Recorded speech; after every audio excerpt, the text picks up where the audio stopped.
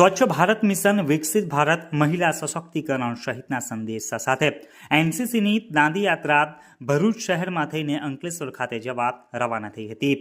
સાબરમતી આશ્રમથી નીકળેલી 40 NCC cadet તથા અધિકારીઓ સહિતની દાંડી પદયાત્રા ભરૂચ શહેરમાંથી પસાર થઈ અંકલેશ્વર જવા રવાના થઈ હતી।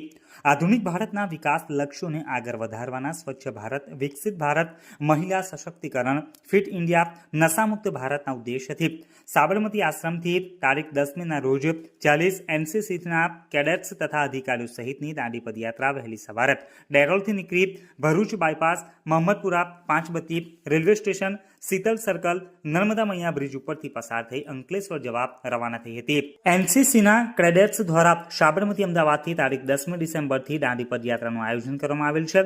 જે દાંડી પદયાત્રા તારીખ 23મી ડિસેમ્બરના રોજ કુલ 410 કિલોમીટરની પદયાત્રા પૂર્ણ કરી દાંડી ખાતે પહોંચશે।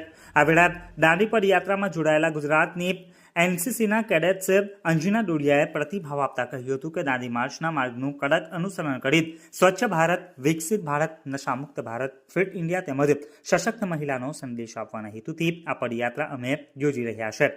દાંડી યાત્રામાં આવતા ગાંધી આશ્રમો, ગુરુકુલો, શાળા અને કોલેજોમાં રાત્રિ નિવાસ કરી ત્યાં નુક્કડ નાટક દ્વારા વિદ્યાર્થીઓ તેમજ ગામના આગેવાનોને સ્વચ્છ ભારત, વિકસિત ભારત, મહિલા સશક્તિકરણ, રાષ્ટ્રીય એકતા, નશામુક્ત ભારત અને ફિટ ભારતના લક્ષ્યોથી પ્રેરિત કરી રહ્યા છે। જય હિન્દ।